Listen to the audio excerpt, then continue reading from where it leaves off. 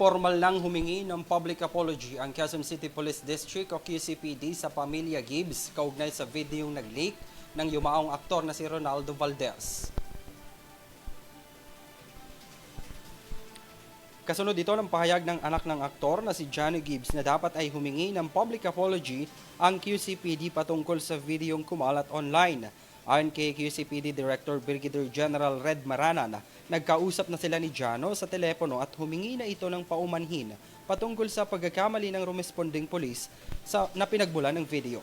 Sabi ni Maranan, 5 sa mga naturang rumesponding police ay mahaharap sa kasong administratibo, kabilang ang grave misconduct, neglect of duty, violations ng data privacy at cybercrime, kabilang na ang 4 umanong sibilyan na silang unang nag-upload sa social media.